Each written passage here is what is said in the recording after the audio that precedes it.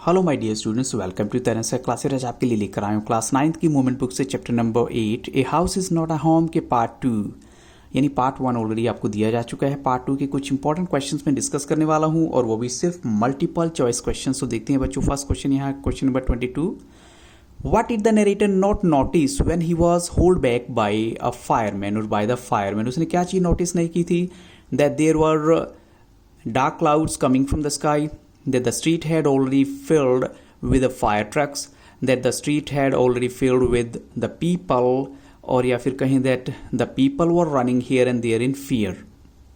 तो बच्चों यहाँ पर राइट आंसर है ऑप्शन बी, क्योंकि स्ट्रीट जो है वो फायर ट्रक के साथ भर गई थी, यानी इतने फायर ट्रक्स आ चुके थे वहाँ पर जो कि नरेटर ने नोटिस नहीं किया था।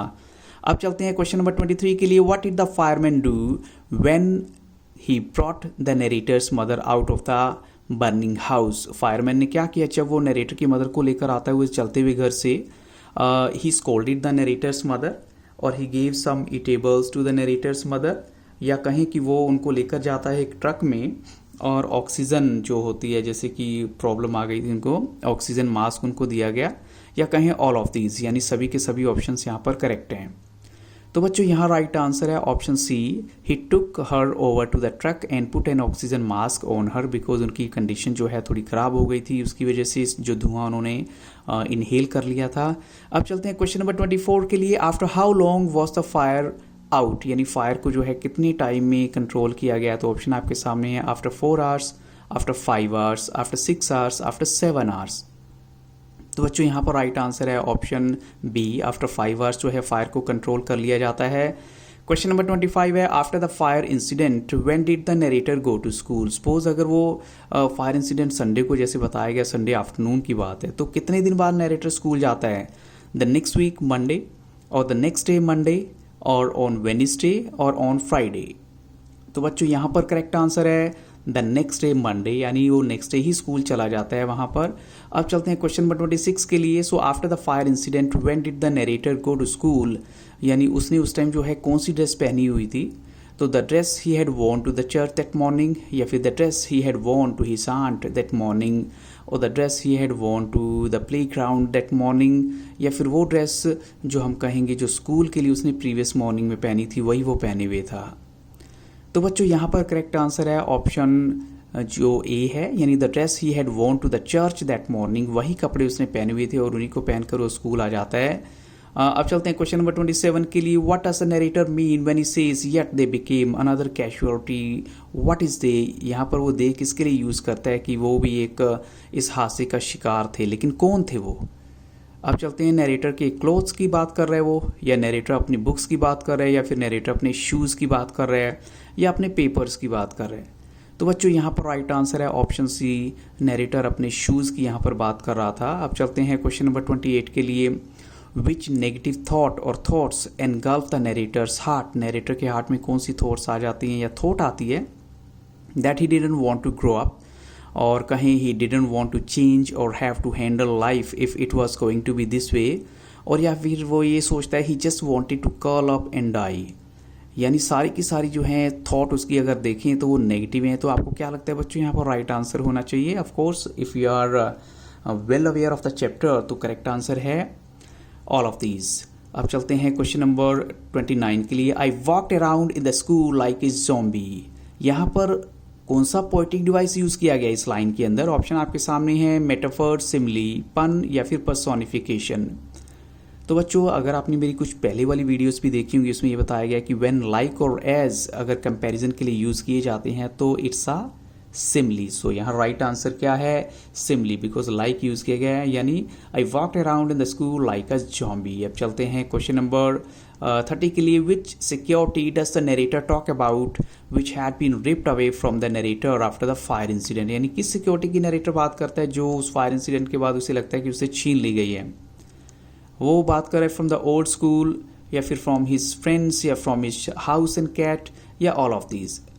तो बच्चों यहाँ पर करेक्ट आंसर है ऑल ऑफ दीज, यानी वो सब पुरानी बातें याद कर रहा है कि कैसे उसके दोस्तों से उसका अलग हो जाना, उसके स्कूल से, उसकी कैट से, उसके घर का ऐसी हालत हो जाना, मीन्स ऑल ऑफ दीज, यानी वो सिक्योरिटी अब लगता है उसको छिन गई है उससे।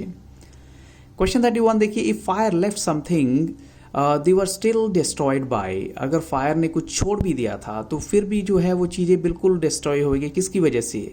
उस ब्लैंक में क्या फिल करना है? वाटर की वजह से या फिर केमिकल्स की वजह से, या दोनों ही, बोथ ही एंड बी यहाँ पर आने चाहिए।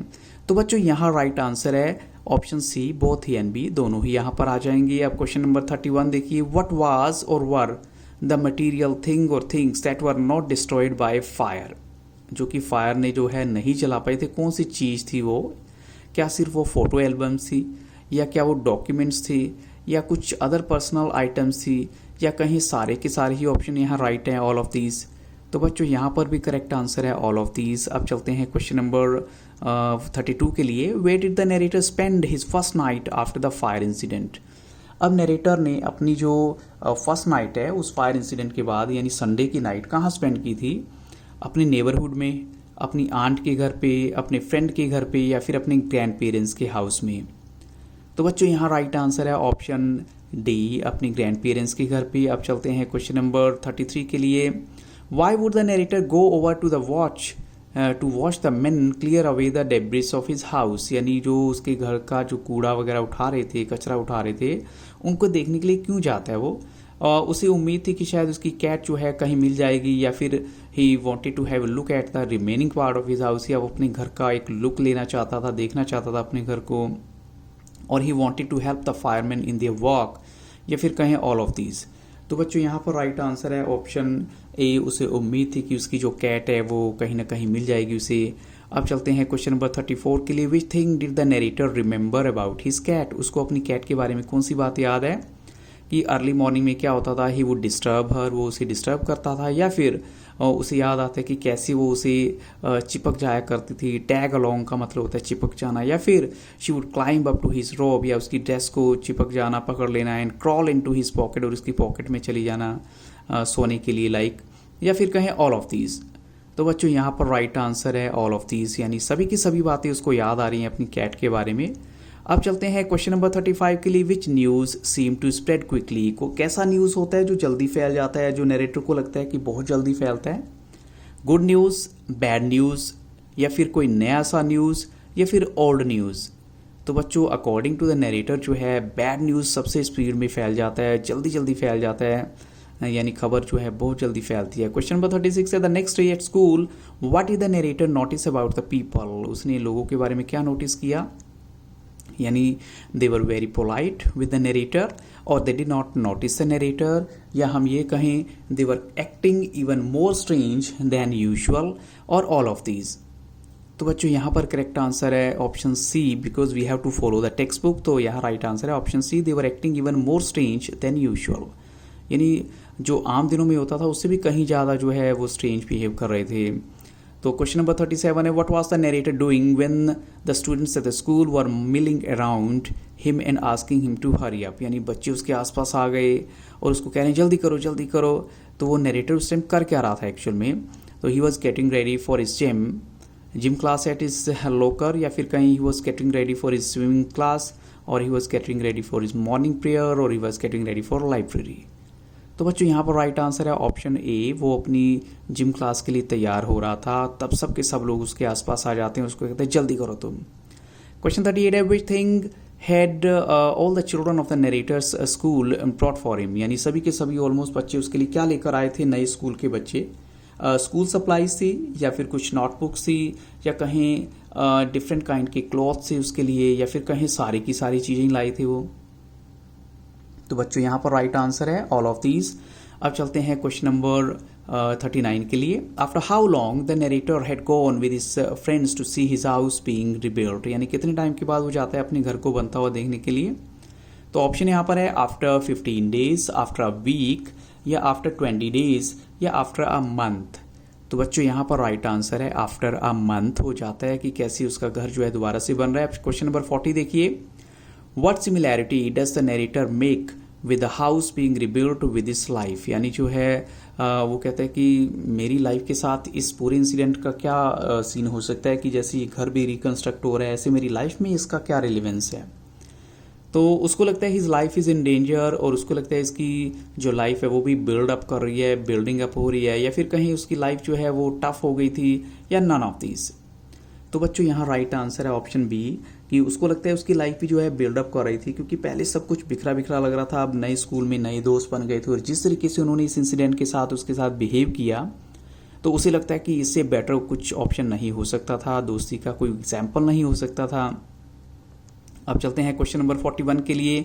While sitting there on the curb looking at the house being constructed what was the narrator planning. Narrator क्या चीज़ प्लान कर रहा है अपने घर को बनता हुआ देखते हुए, जब वो वहाँ पर बैठा हुआ था एक जगह पे अपने घर के सामने।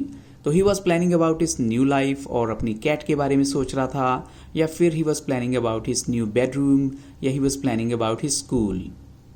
तो बच्चों यहाँ पर राइट आंसर है he was planning about his new bedroom. Question number 41 का राइट आंसर है ऑप्शन सी। अब चलते हैं क्वेश्चन नंबर 42 के लिए। While the narrator was discussing about his new bedroom what does a woman ask him. तभी जो है एक वुमन वहाँ आती है और पूछती है उससे, क्या पूछती है, क्या ये तुम्हारा घर है, या फिर ये कैट तुम्हारी है, या फिर ये बैग तुम्हारा है, या फिर कहें कि उसने पूछा कि तुम इतने उदास क्यों हो।